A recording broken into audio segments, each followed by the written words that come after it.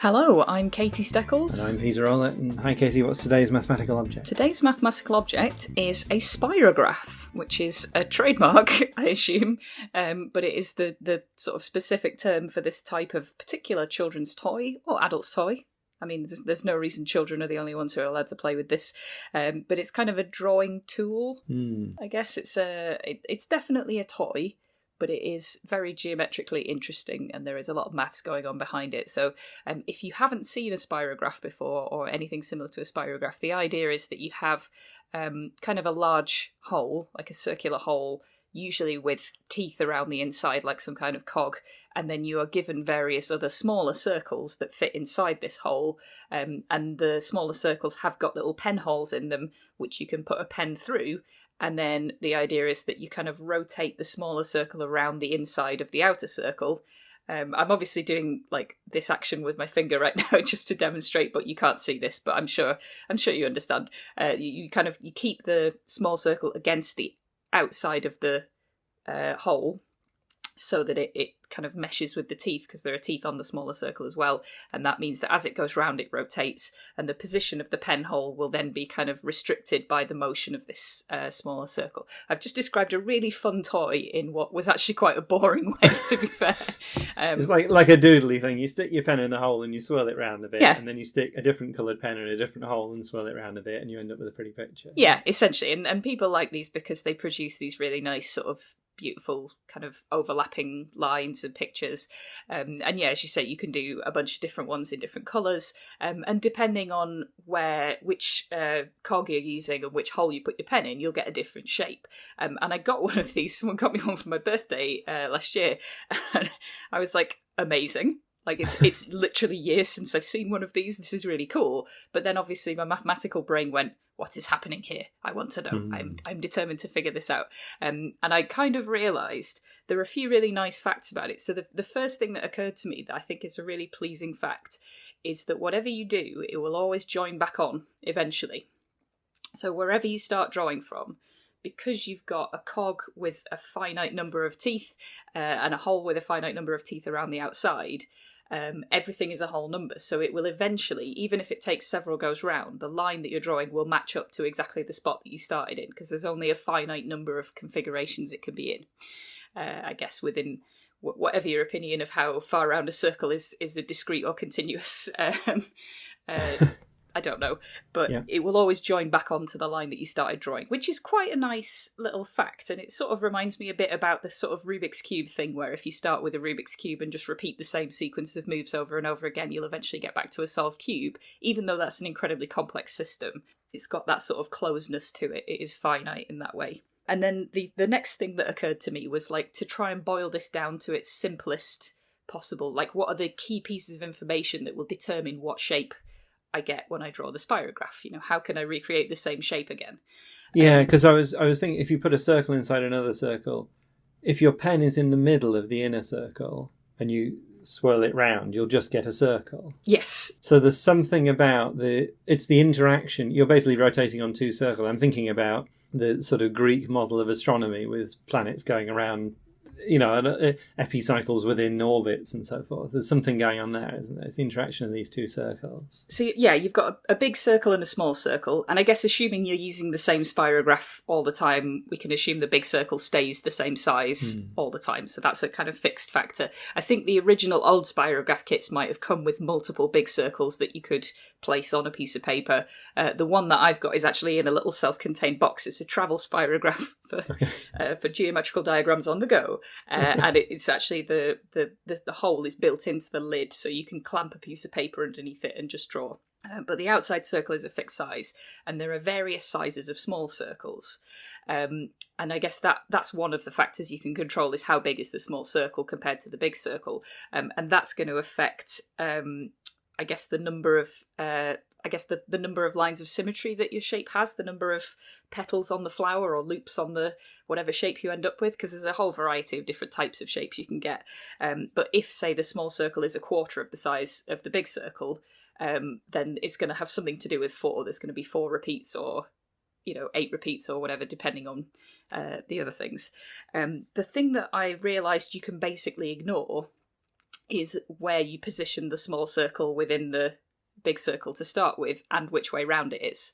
Because as long as you draw the whole thing and go back to the point where you started, you'll get the same shape. If you use the same small hole, same small circle in the same pen hole, you'll get the exact same shape. It might be a different orientation on the page, but the position that your small circle starts in and its orientation are completely irrelevant, because it just determines where on the line you've started drawing from, I guess, which is quite a pleasing little coincidence. And then, the position of the pen hole on the small one, again, because which way round it is doesn't matter. It's only really how far away from the centre it is. So, as you say, if it's right in the centre of the small circle, you just draw a circle around. Because this is what mathematicians do, right? You get a thing and then you go, okay, what's the most boring possible case here? Yeah, I went totally for the trivial case. Yeah, that's right. Exactly. So you can do that. You can then say, what about if the pen hole is right at the edge of the small circle? And if you do that, you get, I've forgotten what it's called. I think it's a hypocycloid. There's a name for this type of shape, but it's a pointy star. Right. Is what I'm trying to say. So it'll go out to the edge and then it'll come back in and it sort of bounces off the outside edge. And the number of points on that star will be determined by the relative sizes of the big and small circle. So if it's half the size, if your big circle is twice as big as your small circle, and I guess I'm talking radius here, not area, but if it's half the width, then you just draw a straight line across the middle of the circle. Okay. Yeah. Which is, again, quite a boring spirograph diagram, but you can imagine that the point is on the edge of the small circle, and then as you go along, because the radius is always like at the biggest point, it's just going to be in the middle. Yeah. And this is really hard to describe without a picture, but you can imagine it. Hopefully, just the pen just bounces back and forth along a straight line. If it's a third of the size, you get like a 3-pointed triangle thing. If it's a quarter of the size, you get 4 points, and so on. And those are the sort of nice, simple ones. But what you really want with a spirograph is something cool and overlappy. So what I think they tend to do is not give you a circle that is exactly a quarter of the size of the big circle or exactly a third, because those ones are boring. Well, and also you wouldn't be able to put your pen right on the edge because it would interfere with the teeth absolutely. and so forth, isn't it? Yes. It's a sort of mathematical abstraction. Yes. But if you're just a little bit away from the edge, instead of getting a point, you'll get like either a little loop that crosses over, like a tiny little loop on there. And they'll give you something that's like, 2/7 of the size, in which case you get 7 points, but you kind of go around twice before it joins up again. Okay. So there's all kinds of nice little combinations and kind of ways that these numbers interact with each other. There are other boring degenerate cases, so the small circle is the same size as the big circle, in which case the cog doesn't turn, or it's size 0, in which case you just draw the outside of the big circle. And you can also, if your pen hole is quite near the centre of the small circle, then you never... Because if you imagine, if it's in the centre, you just draw one circle, and the size of that circle is like the radius of the big one minus the radius of the small one. Yeah. If you're a little bit away from that centre, everything you draw is going to be in an annulus, in a ring, between, like, around that sort of degenerate circle, I guess. Yeah. So the circle that you would draw if it was in the middle, everything can only be within that distance of that circle. Yeah. And you get this sort of nice wavy line that waves in and out. But if you keep drawing over it loads of times, you end up getting something that's just a big strip of colour around that line. So those are quite cool. And the distance away from the middle determines how broad that is. So again, if you're right at the edge of the circle, your picture will fill up the whole big circle. But if you're nearer to the middle, it will live within this sort of strip around the middle. Yeah. So these are the things that I have discovered about Spirograph and the mathematics of it. I have, of course, built a GeoGebra file to simulate all of this. And I guess we can include a link to that in the podcast notes. We might also write this up for the aperiodical at some point in the future, if I get a minute. If you would like this podcast but in written form, you can read that. But it's a really fun thing to play with, and because there's a lot of stuff around motion of circles, and as you say, planetary motion is one of the actual real reasons motivating studying this kind of thing. I obviously have an incredibly important reason, which is I have a toy.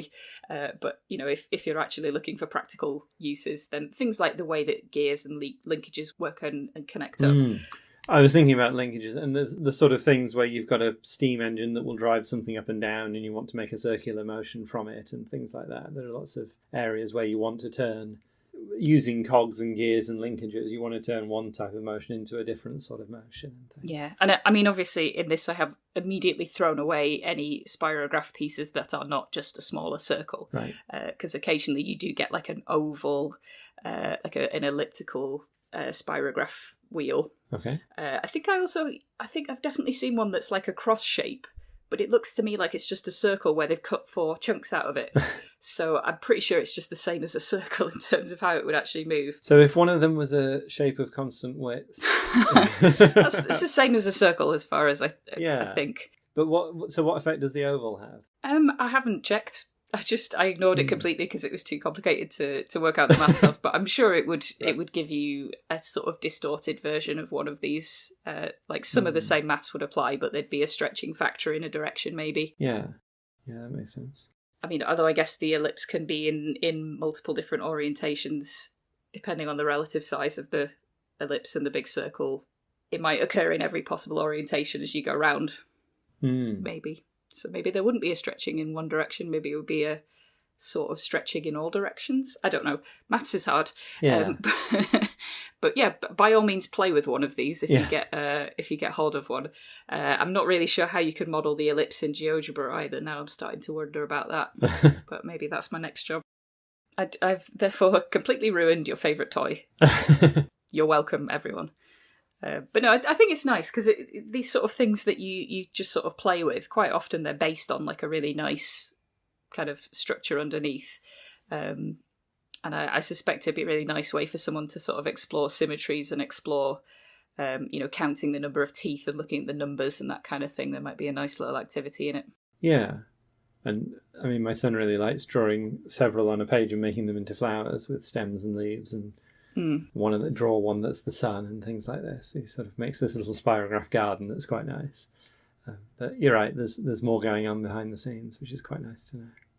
Yeah, you almost want to, maybe like with a laser cutter or something, make a really simple one that's got like 20 teeth around the outside just to make, or 24 teeth, say, to make the maths nice, and then you can try different ones with different ratios of sizes. Because, as I say, the spirograph are not going to give you any with neat fractional ratios because they're just going to give you boring pictures. But it might be something. I mean, surely we can get this product to market, like boring math spirograph. Who cares about aesthetics? You want some nice, neat, symmetrical diagrams. Yeah. Yes. That you can easily do the maths behind. Yeah, that's good. Cool. So we're both on Twitter, where I'm at Peter Rowlett. And I am at Steckles, and the podcast itself is at Maths Objects. We both blog at the A-Periodical, where you can, in a future date, read Katie's mammoth post about the master spirographs and find more episodes of this podcast. And thank you very much to Ed Southall, who suggested that we should do an episode about Spirograph. And if you have received any gifts for your birthday that you think might have some hidden secret maths behind them and you would like us to do a podcast about it, then you can get in touch. Or if you have any other thoughts, or if you've worked out what's going on with the ellipse, please tell me. You can email objects@aperiodical.com. The music is Funk Game Loop by Kevin MacLeod, licensed under Creative Commons.